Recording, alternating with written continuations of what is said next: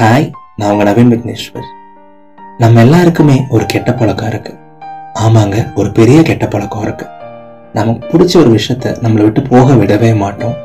அது நம்ம விட்டு போகுது அப்படின்னு தெரிஞ்சதுன்னா அது பயங்கரமா டைட்டா பிடிச்சிப்போம். இன்னும் டைட்டா அதை ஹோல்ட் பண்ணிப்போம். அதை விடவே மாட்டோம். இந்த நேச்சர் ஒரு பொருள் கூட இருக்கும்போது ஓகே, அதுவே நமக்கு கஷ்டம் தான் கொடுக்கும். பட் இதே ஒரு குணாதிசயம் ஒரு பர்சன் மேல வந்துச்சுன்னா, அவங்க நம்ம விட்டு போகவே கூடாதுன்னு நம்ம நினைச்சோம் அப்படின்னா ரொம்ப கஷ்டம் இல்லை?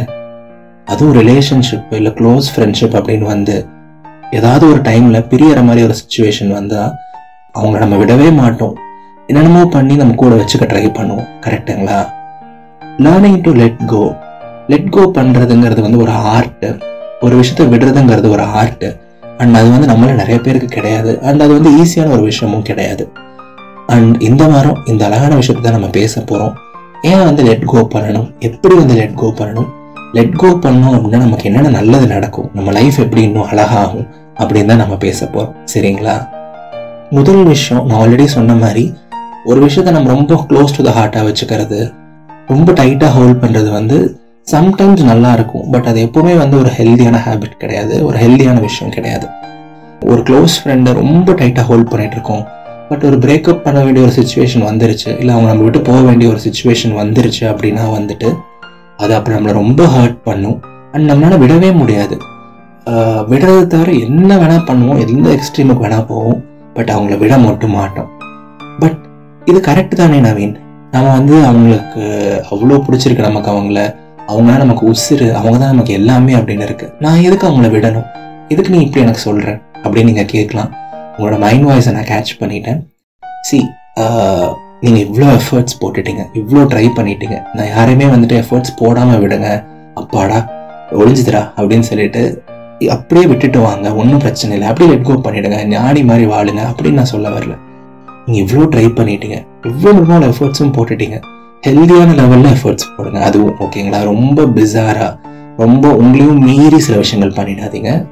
ஸோ இவ்வளோ பண்ணதுக்கு அப்புறமா அந்த விஷயம் நடக்கலை, இவ்வளோ ட்ரை பண்ணியும் அந்த விஷயம் கிடைக்கல, இந்த விஷயம் it's not meant to be, situation அவ்வளோ மோசமாக இருக்கு அப்படிங்கும்போது லெட் கோ பண்ணுறது தானங்க நல்லது. Sometimes letting go can give you peace. நமக்கான அந்த பீஸ் ஆஃப் மைண்டு, பீஸ் தானே எல்லாமே, அதுக்காக தானே எல்லாமே. ஸோ இவ்வளோ க்ளோஸாக நம்ம வச்சுட்டே இருக்கோம். இல்லை நான் ட்ரை பண்ணிகிட்டே இருப்பேன்னா டெய்லியும் அழுதுகிட்டே தாங்க இருக்கணும், டெய்லியும் கண்ணீர் சிந்தணும், தலையணையை நினைக்கணும், டெய்லியும் ஒரு வழி கோ த்ரூ பண்ணணும். இட்ஸ் நாட் ஈஸிங்க, இட்ஸ் நாட் ஈஸி. பட் நம்ம லெட் கோ பண்ணுறோம் அப்படின்னா அந்த ஒரு வாரம் 2 வாரம் கஷ்டமாக இருக்கும். சரி பரவாயில்ல, அவங்க போகட்டும் அப்படின்னு நம்ம விட்டோம் அப்படின்னா ஒரு பாயிண்ட்டுக்கு மேலே நமக்கு ஒரு பீஸ் கிடைக்கும், ஒரு மன நிம்மதி கிடைக்கும். நீங்களே யோசிச்சு பாருங்க. Sometimes letting go can be refreshing.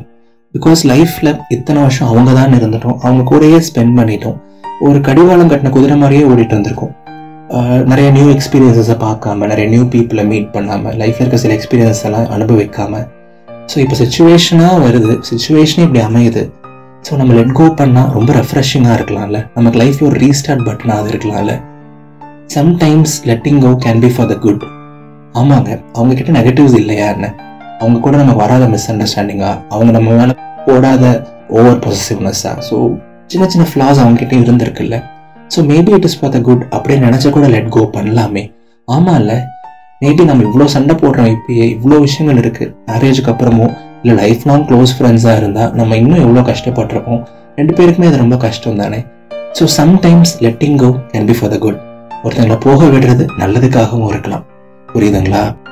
And sometimes letting go can lead to new experiences and new beginnings. யாருக்கு தெரியும், இதோட ஒரு செம பர்சன் நமக்கு அமையலாம். நம்மளை இன்னும் செமையாக அண்டர்ஸ்டாண்ட் பண்ணி நம்மளை எப்பவுமே செமையாக புரிஞ்சுக்கிற மாதிரி ஒரு பர்சன் அமையலாம். நம்மளை என்றைக்குமே விட்டு கொடுக்காத மாதிரி ஒரு பர்சன் அமையலாம். ரொம்ப டிஃப்ரெண்ட்டான பெர்ஸ்பெக்டிவ் அவங்க நமக்கு லைஃப்பில் கொடுக்கலாம். எல்லாத்தையும் வேற ஒரு கண்ணோட்டத்தில் பார்க்க வைக்கலாம். ஸோ லெட்டிங் கோ நிறைய நல்ல விஷயங்கள் பண்ணலாம். அண்ட் கடைசியாக நான் சொல்ல நினைக்கிற விஷயம் இட்ஸ் ஆல் அபவுட் பெர்ஸ்பெக்டிவ்ஸ்ங்க. It's all about perspectives.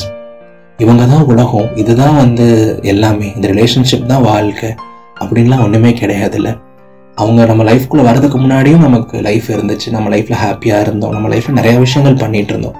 இப்போ அவங்க நம்ம லைஃப்பில் இல்லை அப்படின்னாலும் நம்ம லைஃப் ஷுட் மூவ் ஆன். நம்ம அப்பா அம்மாக்காக மூவ் ஆன் ஆகலாம், நம்மளோட கரியருக்காக மூவ் ஆன் ஆகலாம், நம்மளோட லைஃப் அண்ட் ஹெல்த் ப்ரையாரிட்டைஸ் பண்ணலாம். ஸோ லெட்டிங் கோனால இத்தனை விஷயங்கள் நடக்கலாம். ஸோ இத்தனை இருந்தும் நாம் எதுக்கு அவங்களை இருக பற்றணும்? இவ்வளோ இருந்தும் நாம் ஏன் வந்து லெட் கோ பண்ணக்கூடாது? ஏன் ஒரு டைம் நம்ம லைஃப்பில் லெட் கோ பண்ணி பார்க்கக்கூடாது? It's okay, I'm letting them go. பார்த்துக்கலாம், என் லைஃப் நான் பார்க்குறேன், என்ன ஆகுதோ ட்ரை பண்ணுவோம். It's okay, it's not the end of the world அப்படின்னு சொல்லிட்டு ஏன் ஒரு டைம் நம்ம ட்ரை பண்ணக்கூடாது? அட்லீஸ்ட் ஒரு 2 வாரம் இந்த மைண்ட் செட்டில் வாழ்ந்து பார்ப்போமே. என்ன நான் சொல்கிறது? ஸோ நான் இவ்வளோ சொல்லிட்டேன், இவ்வளோ ஆங்கிள்ஸில் வந்து உங்களுக்கு எக்ஸ்பிளைன் பண்ணிட்டேன். இதுக்கப்புறமும் அந்த கயிறை நீங்கள் ரொம்ப இறுக்கமாக பிடிச்சிங்க, உங்களை விட்டு விலகிட்டு இருக்க அந்த கயிறை நீங்கள் இறுக்கமாக பிடிச்சிங்க அப்படின்னா உங்களோட கைகள் தான் பயங்கரமாக காயம் அடையும், பயங்கரமாக ரத்தம் சொட்டும், நிறையா கண்ணீரும் சொட்டும். பார்த்துக்கோங்க. ஸோ எஸ், எல்லாரும் எப்போ ஹாப்பியாக இருங்க, சிரிச்சுட்டே இருங்க, உங்களுக்கு மனசுக்கு பிடிச்ச விஷயத்த பண்ணிகிட்டே இருங்க. அண்ட் எப்பவுமே முழு மனசாக நம்புங்க, வாழ்க்கை ரொம்ப ரொம்ப அழகானது. நீங்கள் லிசன் பண்ணிட்டு இருக்க ஆப்பில் ப்ளீஸ் இதயத்தின் குரலை ஃபாலோ பண்ணுங்கள், அந்த பெல் ஐகானை ப்ரெஸ் பண்ணிக்கோங்க. அண்ட் ரேட் த ஷோ அப்படி ஒரு ஆப்ஷன் இருக்குது, எனக்கு ஒரு 5 ஸ்டார் ரேட்டிங் கொடுங்க. இதெல்லாம் பண்ணிங்கன்னா இன்னும் நிறைய பேருக்கு என்னோட பாட்காஸ்ட் போய் ரீச் ஆகும். நான் போடுற எஃபர்ட்ஸுக்கு இது ரொம்பவே ஹெல்ப்ஃபுல்லாக இருக்கும். ஸோ ப்ளீஸ் எனக்காக ஒரு 1 மினிட் எடுத்து இதெல்லாம் பண்ணுங்கள். இந்த எபிசோட் முடிஞ்ச உடனே பண்ணுங்கள். ஸோ ஒரு 2 வாரங்கள் கழிச்சு நம்ம இன்னொரு அழகான எபிசோடில் சந்திப்போம். Tata, bye bye.